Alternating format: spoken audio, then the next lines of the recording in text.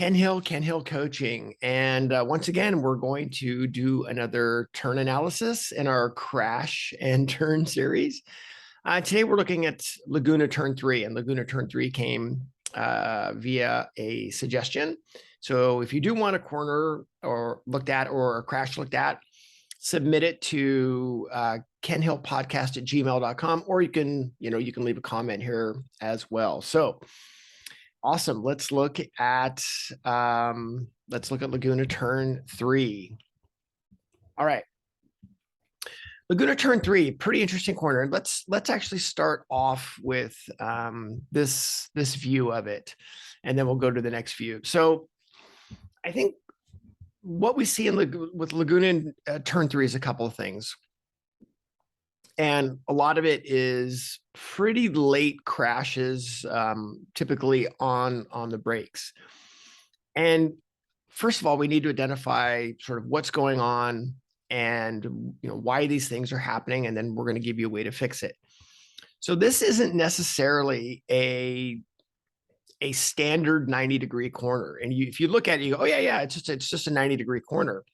Well, the way it's laid out, your approach to it is quite different. And if it was more of a 90, right, we would come off of 2, something like this, and then we would exit off of 3, something like this.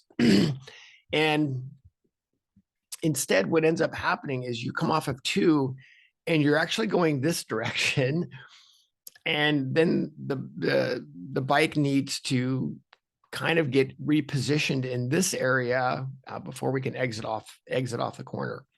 And the way the corner is laid out is, yeah, you can see how we get into a little bit of a decreasing area right in here. So what ends up happening is not respecting getting the front tire loaded appropriately, and not building a contact patch, and not loading the tire, not loading the fork, and getting in either with the brake too early abruptly or too late abruptly, or even having to try to finish off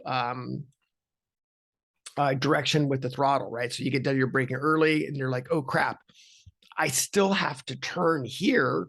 I still have to turn. So you've got the throttle cracked on, and then you try to add some lean angle to it with the throttle cracked on. And it doesn't help that it's one of the few right-handers. It's the first right-hander here, and it doesn't help that a lot of times tires may not be up to temperature, because we've got 3 as a right-hander, we've got 4, we've got 10, but just not a lot of right-handers here. And of course the corkscrew, but we just don't have a lot of right-handers here to build quite a bit of heat.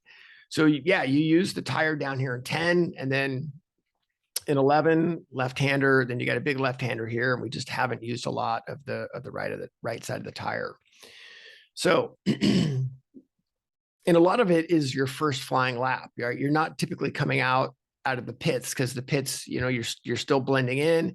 It's typically the first flying lap that riders end up having an issue with. So all right, let's start to break it down a little bit more. So when we come off of 2, we exit 2, and then remember, we're actually going this direction. So yeah, we ultimately want to be going this direction. So it's understanding how we're going to bridge those 2 directions. And more importantly, how you're going to use the front brake in there to load the tire during that transition. So the problems that we see are a person will come in, and they may not use a lot of brake pressure because the bike's really not straight up and down. So they don't have a lot of confidence to go, oh, dude, this is uncomfortable because I still need to turn. And I went back and I looked at some MotoGP stuff, and MotoGP's obviously going very, very quick here. A lot of the riders in MotoGP would actually work right when they applied the brake in this area. They'd actually momentarily stand the bike up another 5 or 10 degrees, apply the brake, capture more contact patch, and then turn in. When I went and looked at some of the recent Moto America stuff, what we'd find is in this area right here where the bike needs to transition to the direction this way, is how lightly they use the front brake in here to load it. And so this is really where the devil's in the details in this area. So when they're going to the brake, they're actually going to the brake pretty lightly in this area in here. And then once they've loaded it, then they can add more brake pressure in this area. Because remember, the goal is we still want to be picking the throttle up as we go past the apex. So that's the goal, right? So if you watch how good exits we can get off there, so the brake release has to be done. So they'll load the brake, load the fork, get the brake pressure up, and then trail it off pretty quickly. That's ultimately how we want to get it done. The way that we're having problems with that is if you're not getting your brake graph done appropriately. So if your brake graph ends up being, actually, I'm going to draw it over here so we can refer back to the map. So if you're doing two things, and we don't typically see the first one, and the first one is a rider might, come off of here, get a little bit spooked, and they're like, okay, crap, I got to go to the brakes. And they don't respect where the bike's got to be loaded in this area. Because again, we're turning, we're not quite straight up and down, or they haven't brought the bike up a little bit. And so they go to the brake too early, too much brake pressure. And then they end up having a problem pretty early in this section. Typically, the issue that we have is because the bike is turning and you don't have a lot of confidence to apply the brake, is they'll go to the brake, and instead of that abruptness, they might go to it, but then they realize, oh crap, I'm getting into the corner too quickly. And then they try to build too much brake pressure too late and get abrupt here. And that's what causes the problems here.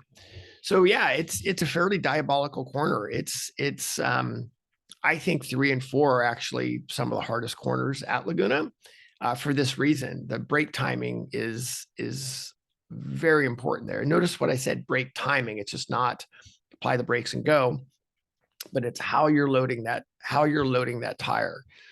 So to kind of recap on this a little bit is realize that, yeah, as you come off of 2, we're headed this direction. And there's a little bit of a transition period in here where the bike's now suddenly got to start going this direction. So getting the bike turned earlier, not being late into that corner, where if you turn in too late, right, then if you turn in too late, then you're going to end up having to run too much lean angle too late. And that's going to cause another problem, is respecting this transition period and then making sure as you go to the brake, apply the brake, get a load into the fork, get a load in the tire, then you can add some more brake pressure and then start to trail it off. And realize that it's an exit corner. So the goal is to have the brake released so you can start applying positive throttle as you go past the apex. So there you go with Laguna Turn 3. Not super complicated, but there definitely is an area there that we have to respect, and you've got to really work on getting that fork loaded and getting that tire contact patch loaded early to give you the confidence to do what you want with it.